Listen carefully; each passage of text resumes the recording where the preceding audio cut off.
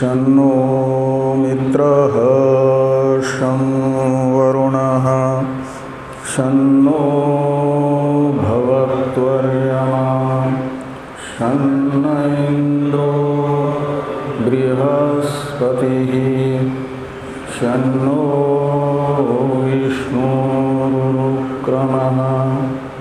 नमो ब्रह्मणे नमस्ते वायो त्वमेव प्रत्यक्षं ब्रह्मासि त्वामेव प्रत्यक्षं ब्रह्म वदिष्यामि ऋतं वदिष्यामि सत्यं वदिष्यामि तन्मामवतु तद्वक्तारमवतु अवतु माम् अवतु वक्तारम् ॐ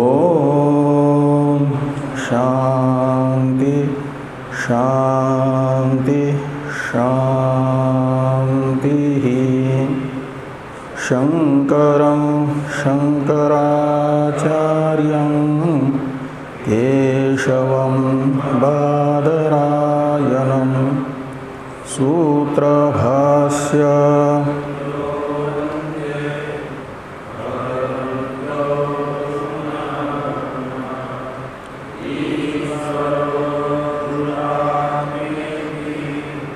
मूर्तिभेद विभागिने व्योमवद व्याप्तदेहाय दक्षिणामूर्तये नमः। ॐ शान्ति शान्ति शान्तिः।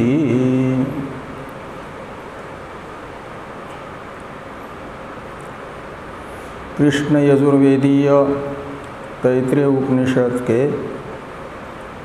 भृगुवल्ली नामक तृतीय अध्याय के प्रथम अनुवाक का विचार हम लोग कर रहे हैं। प्रथम अनुवाक के द्वारा ब्रह्मज्ञान के साधन के रूप में पहले गुरुपसत्ति का विधान हुआ, फिर वाक्यार्थ ज्ञान में पदार्थ ज्ञान कारण होता है, तो तत्त्वमसि वाक्य में प्रयुक्त तत् और त्वम पद का अर्थ ज्ञान तत्त्वमसि वाक्यार्थ ज्ञान में कारण होगा। इसे समझते हुए श्रुति भगवती ने त्वम पदार्थ ज्ञान के साधन के रूप में अन्न प्राण चक्षु श्रोत्र मन इत्यादि से त्वम पदार्थ ज्ञान के साधनों को बताया। आचार्य के मुख से, और आचार्य वरुण जी ने इस प्रकार त्वम पदार्थ विवेक के साधनभूत अन्नादि को बताने के बाद ब्रह्म का लक्षण बताया। यतो वा इमानि भूतानि जायन्ते येन जातानि जीवन्ति यत् प्रयन्ति अभिसंविशन्ति तद विजिज्ञासस्व तद ब्रह्म इति। इस वाक्य से इसमें पाठक्रमात् अर्थक्रमो बलियान के अनुसार क्रम को ध्यान में रख करके यत् प्रयन्ति अभिसंविशन्ति इसके बाद में तद ब्रह्म इति इस वाक्य को लाना है। भाष्यकार भगवान ने ऐसा ही लक्षण वाक्य का व्याख्यान किया है कि जो जगत का ब्रह्मा से लेकर के स्तंभ पर्यंत प्राणियों का अभिन्न निमित्त उपादान कारण है, उत्पत्ति के प्रति भी कारण है और स्थिति के प्रति भी कारण है, लय के प्रति भी कारण है, वह ब्रह्म है। जो लक्षण वाक्य में 3 यत् शब्द हैं उनके द्वारा परामृष्ट जन्म स्थिति लय कारण को तद ब्रह्म इस वाक्यस्थ तत् शब्द से ग्रहण करेंगे तो जगत उत्पत्ति स्थिति लय कारण ब्रह्म है, यह ब्रह्म का लक्षण होगा, तटस्थ लक्षण।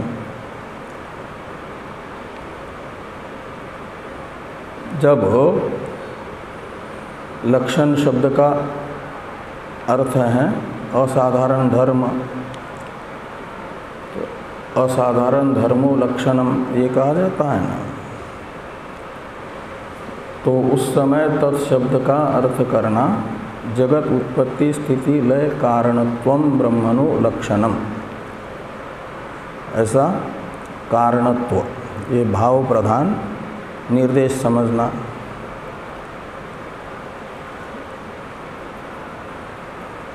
इस लक्षण वाक्य का व्याख्यान भाष्य में हम लोग देख चुके हैं।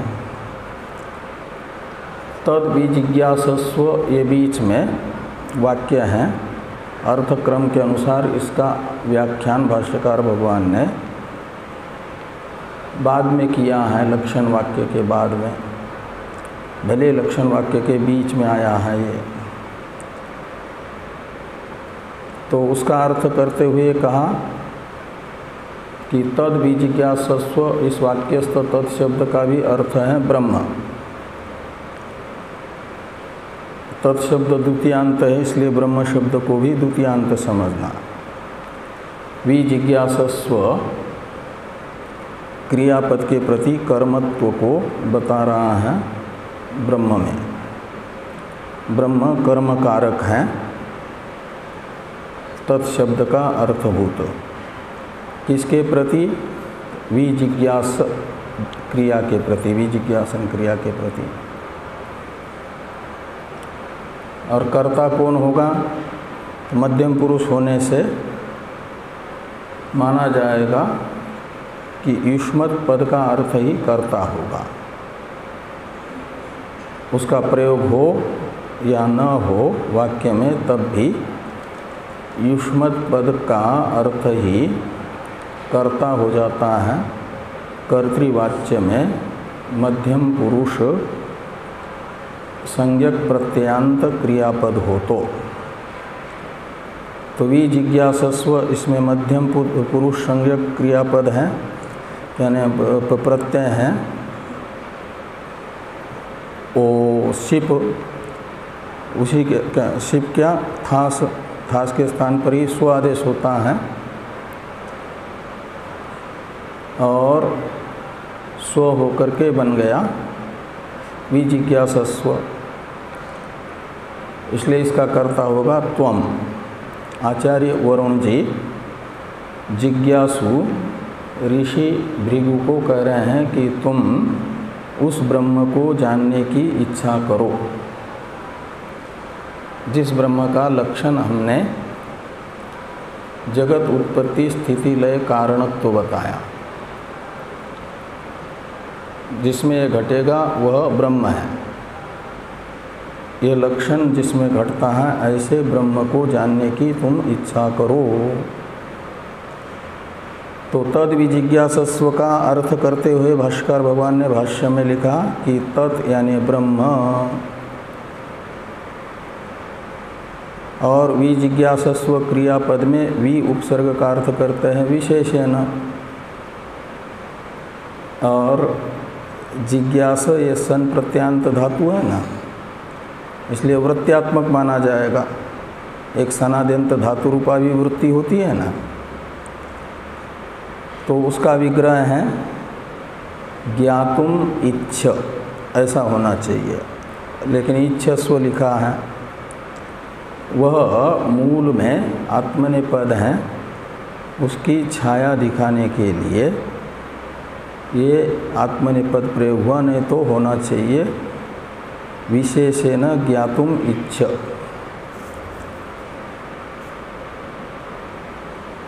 जगत जन्मादि कारणत्व लक्षण जिस ब्रह्म में घट रहा है उसे विशेष रूप से जानने की इच्छा करो। तो विशेष रूप से जानना है, अपरोक्षतया जानना, मैं के रूप में जानना।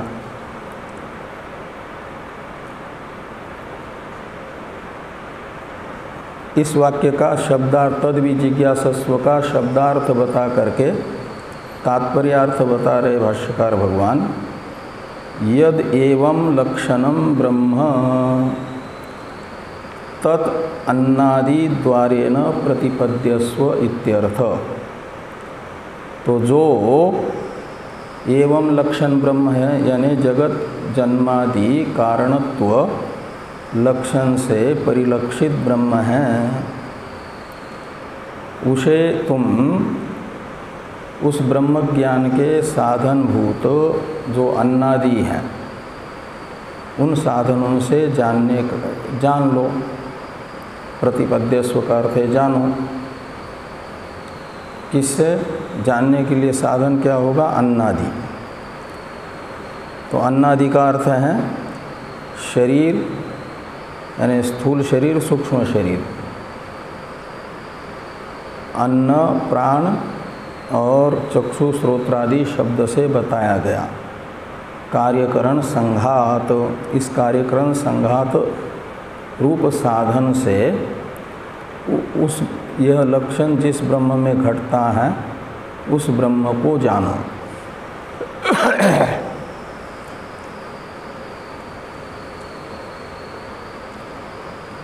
तो अन्नादि द्वार यानी साधन कैसे बनेंगे?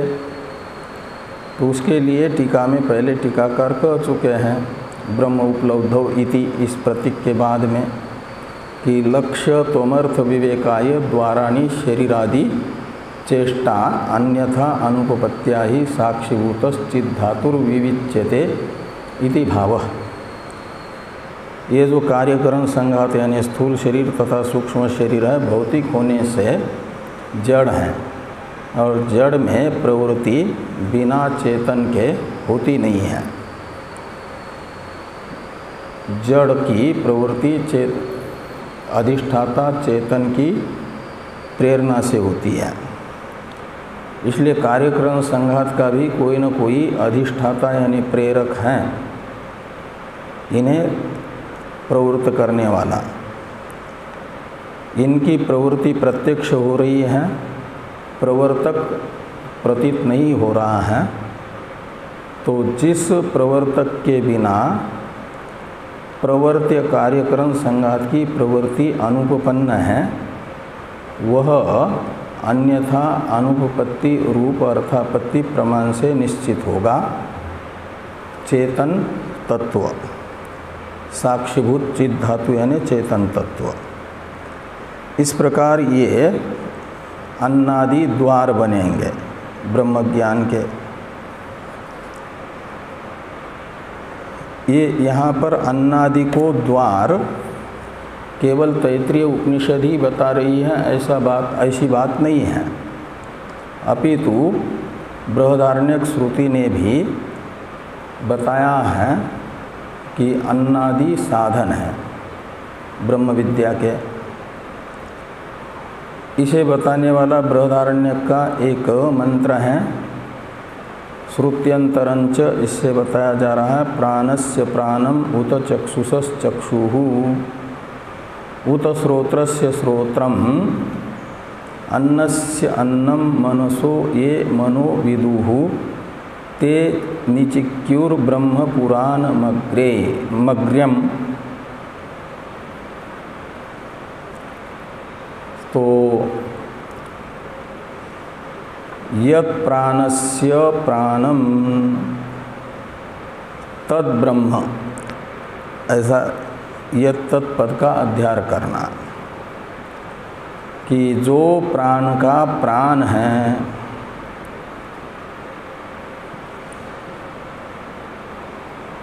प्राण का प्राण है का मतलब प्राण की जो प्राणन अपानन आदि चेष्टाएं हो रही हैं,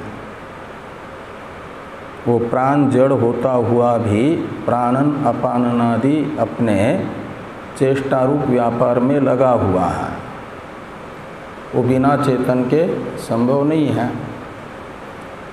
तो प्राण को प्राणनादि चेष्टा करने में प्रवृत्त करने वाला जो प्राण से अलग चित धातु है, चेतन तत्व है, उसे दूसरे प्राण शब्द से लेना, षष्ट्यंत प्राणस्य शब्द से तो लेना प्रवर्त्य जो भौतिक प्राण है, अपंचकृत पंच महाभूतों के सम्मिलित रजोगुण का परिणाम रूप भौतिक प्राण कहलाता है। और उसकी चेष्टा है प्राणन अपानन आदि व्यापार। वे व्यापार उसके प्रेरक चेतन के बिना अनुपपन्न है। उस प्रेरक को बताने के लिए प्राणम यश पद है। तो जो प्राण का भी प्राण है, यानी प्राण में प्राणनादि चेष्टा करने के लिए प्रवर्तक है, वह ब्रह्म ते तत् ब्रह्म निचिक्युर, ऐसा अन्वय करिए। ते यानी वे लोग, वे विद्वान, ब्रह्म निचिक्युर, निचिक्यु में ये लोट लकार है, क्या नाम, लीट लकार का रूप है चिक्यु, नी उपसर्ग है, चीय चयने धातु का रूप है। यह चयन का अर्थ ज्ञान भी होता है, इसलिए निचिक्युर का अर्थ है ज्ञातवंत, ते ज्ञातवंत। तो प्राण के प्राण को उन विद्वानों ने ब्रह्म जाना, ते निचिक्युर यानी ज्ञातवंत, अप्रोक्षतया ज्ञातवंत।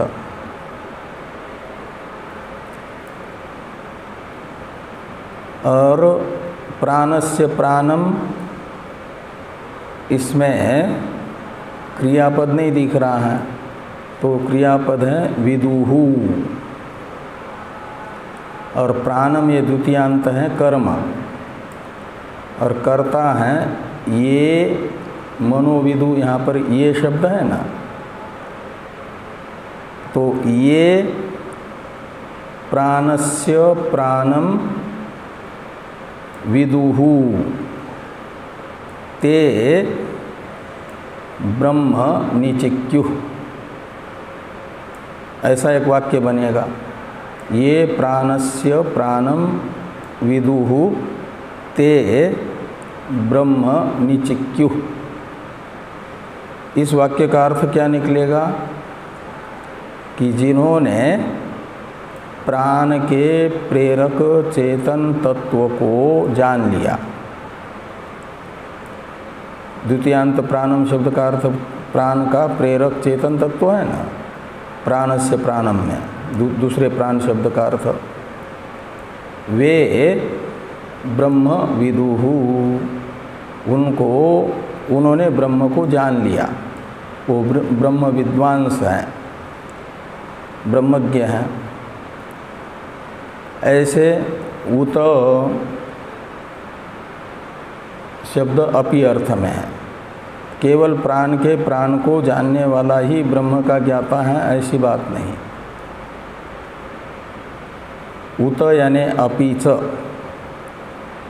चक्षुषः चक्षुः ये विदुः ते ब्रह्म निचिक्यु, ऐसा अन्वय करिए। तो जो चक्षु के चक्षु को जानते हैं, तो यहाँ पर भी दो चक्षु है, एक षष्ट्यंत चक्षु शब्द, एक द्वितीयांत चक्षु शब्द। षष्ट्यंत चक्षु शब्द का अर्थ है ये रूप दर्शन का करण, वो भौतिक है, जड़ है, उसकी रूप दर्शन रूप जो चेष्टा हो रही है वह जिस चेतन के बिना अनुपपन्न है उस चेतन का परामर्शक है द्वितीयांत चक्षु शब्द। तो जो चक्षुरादि इंद्रियों को प्रवृत्त करने वाला है चक्षुरादि के चेष्टा में, उसे ये विदुहु जो जानते हैं, उस चेतन को जो जानते हैं, वे ते ब्रह्म निचिक्यू, यानी उन्होंने ब्रह्म को जान लिया है, ये समझना, वे ब्रह्मज्ञ हैं। ऐसे उत शब्द का अर्थ अपि हैं, श्रोत्र से श्रोत्रम में दूसरे श्रोत्र शब्द का अर्थ निकलेगा श्रोत्र, जड़ श्रोत्र इंद्रिय की शब्द ग्रहण में जो प्रवृत्ति हो रही है उसका प्रवर्तक चेतन को जो जानता है वो ब्रह्म का ज्ञाता है। और अन्न से अन्नम, इसमें अन्न शब्द का अर्थ निकलेगा ये स्थूल शरीर, और उसका जो अन्न है यानी स्थूल शरीर को अपनी चेष्टा करने के लिए प्रवृत्त करने वाला चेतन है, उसको जो जानता है वह ब्रह्म का ज्ञाता है। और मनसो ये मनोविदु, तो मन के भी, मन को जो जानता है का मतलब मननादि व्यापार में प्रवृत्त करने वाला मन को जो चेतन है उसको जो जानते हैं वे ब्रह्मज्ञ हैं। उस ब्रह्म के दो विशेषण यहाँ पर बताए हैं, पुराणम और अग्र्यम। तो पुराणम का तो अर्थ निकलेगा पुरापि नव एव, का मतलब हमेशा नव ही रहता है। नव यानी नूतन, नित्य नूतन है, कभी वो पुराना होता ही नहीं है, नित्य नूतन ही रहता है। और अग्र्यम शब्द का अर्थ है जो सब का आदि है, सबसे पहले है। तो वो कौन है? ब्रह्म, अनादि, अनादि ब्रह्म है। ऐसे इति ब्रह्मोपलब्धो द्वारानि एतानि इति दर्शयति, ये दूसरी श्रुति बृहदारण्यक श्रुति भी शरीर आदि को ब्रह्मोपलब्धि के साधन के रूप में बता रही है।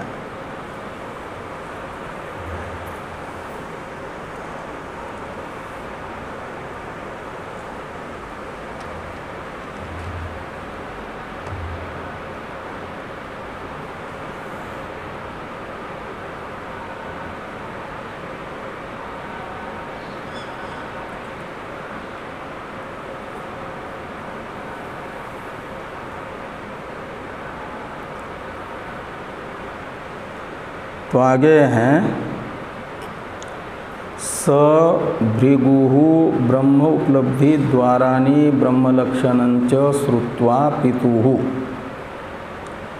तपो ब्रह्मोपलब्धि साधनत्वेन अतप्यत तप्तवान। यह जो स तपो अतप्यत यह अंतिम वाक्य है, इसका व्याख्यान कर रहे भाष्यकार भगवान। उससे पहले थोड़ा टीका में एक वाक्य है उसको देखिए कि न केवलम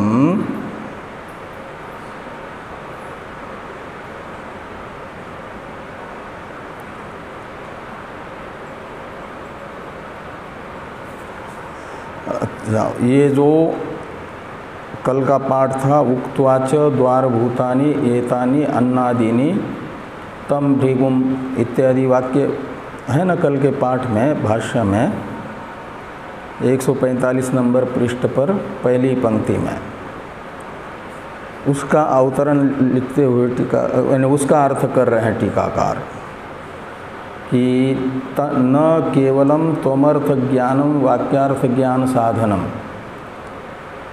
तत्वमसि वाक्यांतर्गत त्वम पदार्थ का ज्ञान मात्र तत्वमसि वाक्यार्थ ज्ञान का यानी ब्रह्मात्म एकत्व ज्ञान का साधन नहीं है। तो फिर क्या है? तो कहते हैं किंतु तत्पदार्थ ज्ञानम अपि। तो त्वम पदार्थ ज्ञान के तरह तत्पदार्थ ज्ञान भी तत्वमसि वाक्यार्थ ज्ञान में कारण बन जाता है, साधन बन जाता है। इसलिए कहा तत्पदार्थ ज्ञानम अपि। इस अभिप्राय से तदर्थस्य ब्रह्मणो लक्षणम उक्तवान इत्यर्थ। तो तदर्थस्य यानी तदर्थ में तत्शब्द से लेना तत्वमसि वाक्यांतर्गत तत्पदार्थ, तत्पद, और तदर्थ शब्द का अर्थ निकलेगा तत्पद का अर्थ। वो तत्पद का अर्थ कौन है? ब्रह्म। त्वम पद का अर्थ है साक्षी, तत्पद का अर्थ है ब्रह्म। तो तदर्थस्य ब्रह्मणो, तो जो तत्वमसि वाक्यांतर्गत तदर्थ रूप ब्रह्म है उसके लक्षण को भी बताया मूल श्रुति में, भगवती श्रुति ने। अब भाष्य को देखिए। स भृगु ब्रह्मोपलब्धि द्वारानि ब्रह्मलक्षणञ्च श्रुत्वा पितुः। इतने का अर्थ है कि यानी स शब्द का अर्थ किया है स तपो अतप्यत। इस वाक्यस्थ जो स ये सर्वनाम है उसका अर्थ पितुः तक किया है। पितुः ये इसके पास में एक वचनात् पंचमेंत पद को जोड़ दो तो पितुः वचनात्, तो पिता के वचन से, ये अर्थ निकलेगा ना। या सकाशात ऐसा जोड़ दो, पितुः सकाशात, यानी पिता के पास से। ये श्रुत्वा, क्या सुना पिता के समीप, पिता के वचन से। तो ब्रह्म लक्षणञ्च श्रुत्वा, पिता के वाक्य से ब्रह्म लक्षण को सुन करके क्या किया? तो आगे आएगा तपो अतप्यत। कौन? तो स शब्द का अर्थ कर दिया भृगु। और भृगु कैसे? तो ब्रह्मोपलब्धि द्वाराणि ब्रह्मलक्षणञ्च पितुः वचनात् श्रुत्वा। तो भृगु ने ब्रह्म ज्ञान के साधन शरीरादि को तथा ब्रह्म लक्षण को पिता के वचन से सुन करके तपस्या की। वो आगे हैं कि तपो अतप्यत। अतप्यत क्रियापद का कर्ता है भृगु और कर्म है तपः। तो स तपो अतप्यत। तपः शब्द का अर्थ करते हैं ब्रह्मोपलब्धि साधनत्वेन अतप्यत, यानी ब्रह्मोपलब्धि के साधन के रूप में तप किया। ब्रह्मोपलब्धि है ब्रह्म साक्षात्कार। तो ब्रह्म साक्षात्कार के साधन के रूप में तपस्या की। वह तपस्या कौन सी होगी? जो ब्रह्म ज्ञान की साधन बने। वह कोई पहाड़ में जा कर के बहुत कष्ट सहन शरीर के करना, ये नहीं, अपितु वेदांत विचार। विचार से ज्ञान होता है ना। इसलिए वस्तु सिद्धि विचारेण,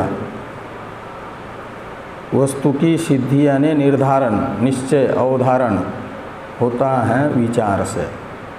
तो विचारात्मक तप है ये। तो पिता के वचन से ब्रह्म ज्ञान के साधनों को सुना, ब्रह्म का लक्षण सुना, फिर विचार रूप तप किया ब्रह्म ज्ञान के साधन के रूप में। वो विचार का क्या स्वरूप रहा होगा कि जो पहले तत्पदार्थ त्वम पदार्थ शोधन तत्पदार्थ शोधन के लिए कार्यकरण संघात जो है जड़ है समष्टि वेष्टि, उसका चेतन प्रवर्तक वेष्टि शरीर का त्वम पदार्थ है, वेष्टि कार्यकरण संघात से विलक्षण, समष्टि कार्यकरण संघात से विलक्षण, समष्टि कार्यकरण संघात का प्रेरक चेतन है। ऐसे तत्पदार्थ त्वम पदार्थ का पहले विचार किया, विचार से परिशोधन किया और उन शोधित अर्थ में ये लक्षण घटाया। ऐसे तत्पद के अर्थ में ही ब्रह्म का लक्षण भी घटाने का प्रयत्न किया। तो ब्रह्म का लक्षण जिसमें घटेगा वो तत्पदार्थ हो जाएगा और कार्यकरण संघात का जो प्रवर्तक होगा वह त्वम पदार्थ हो जाएगा शोधित। इस दृष्टि से वह विचार रूप तप किया। ये बताया जा रहा है कि तपो ब्रह्मोपलब्धि साधनत्वेन अतप्यत यानी तप्तवान, तो ब्रह्म ज्ञान के साधन के रूप में तपस्या की। कहते हैं यहाँ तो ब्रह्म ज्ञान के साधन के रूप में तप को श्रुति ने मूल में तो कहीं बताया नहीं है, तो भाष्कर भगवान ने ये वाक्य बीच में कैसे जोड़ दिया कि ब्रह्मोपलब्धि साधनत्वेन तपो अतप्यता। जैसे शरीर आदि को साधन बताया है त्वम पदार्थ विवेक का, ऐसे ब्रह्मोपलब्धि का साधन तपस्या है, ब्रह्म ज्ञान का साधन। इसे तो मूल से कहीं किसी शब्द से नहीं निकल आता ये अर्थ, तपस्या में ब्रह्म उपलब्धि साधनत्व। तो आप अपने से ही जोड़ रहे हो अपनी बुद्धि कुशलता से। जो अपनी बुद्धि कुशलता से पुरुष विशेष वेद के व्याख्यान में कोई पद जोड़ेगा तो वह माना जाएगा पौरुषेय वचन होने के कारण अप्रमाण। इस दृष्टि से प्रश्न किया जा रहा है कि कुतः पुनः अनुपदिष्टस्यैव तपसः साधनत्व प्रतिपत्तिर्भिगोः।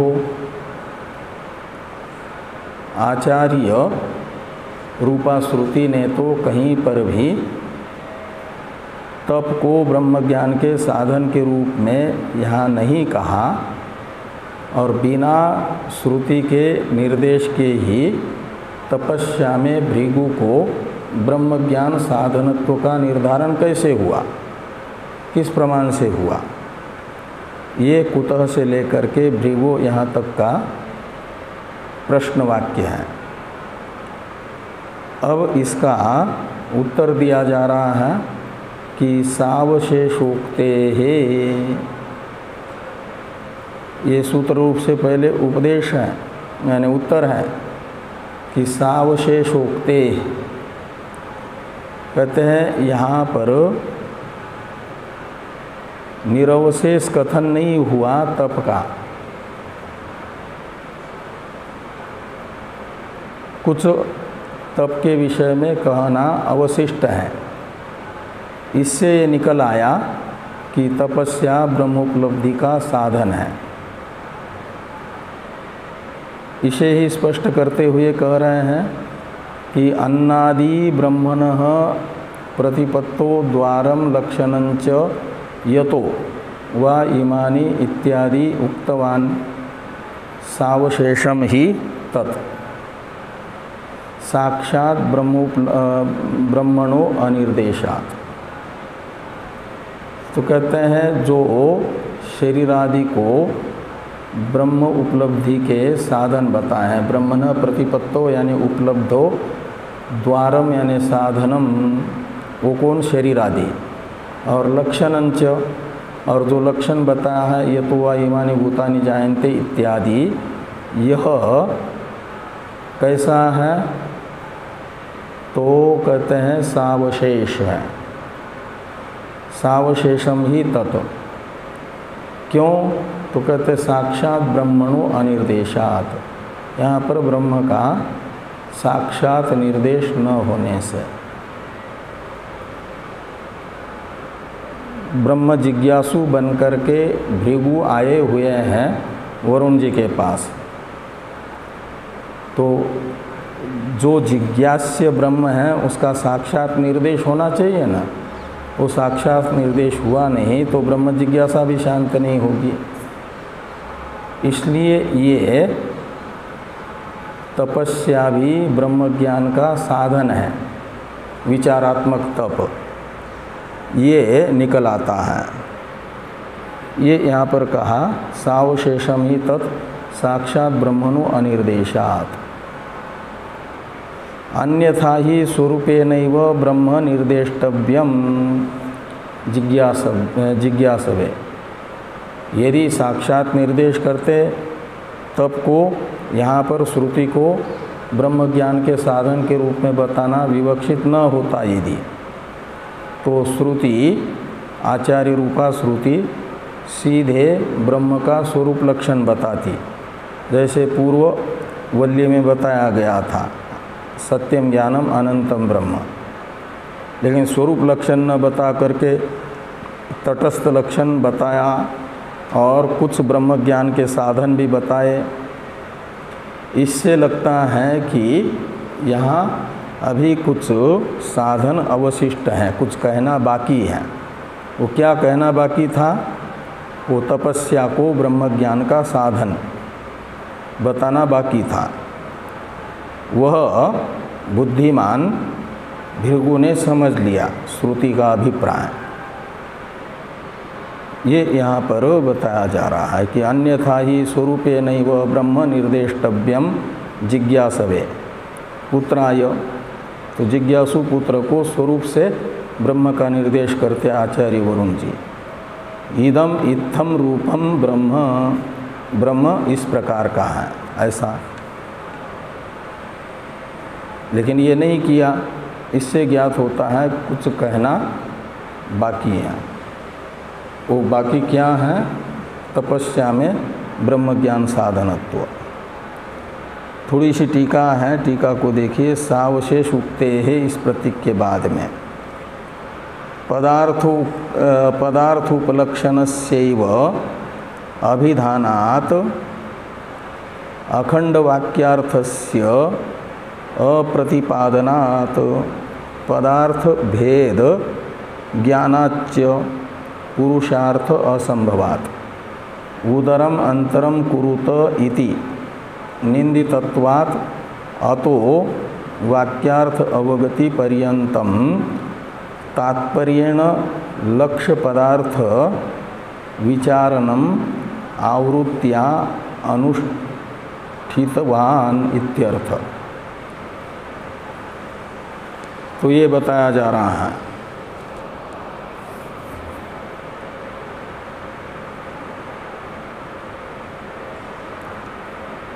ये 2.5 पंक्ति है, 5-7 मिनट लगेंगे,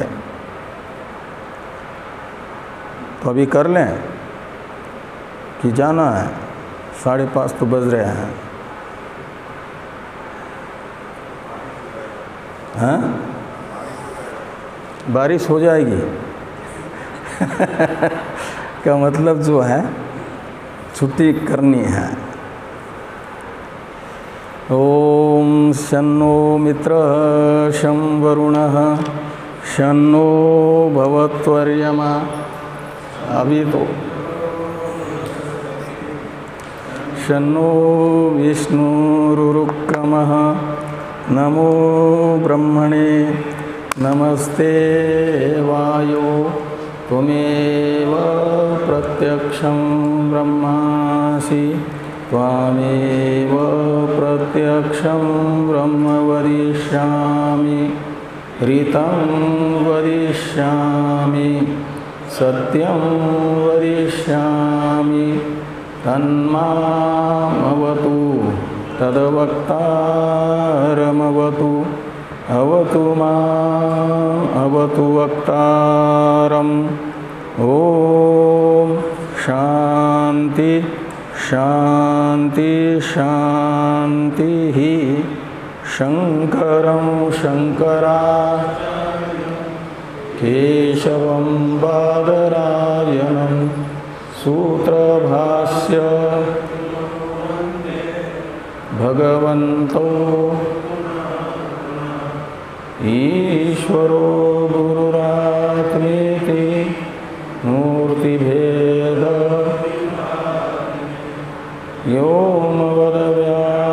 व्योमवद्व्याप्तदेहाय दक्षिणामूर्तये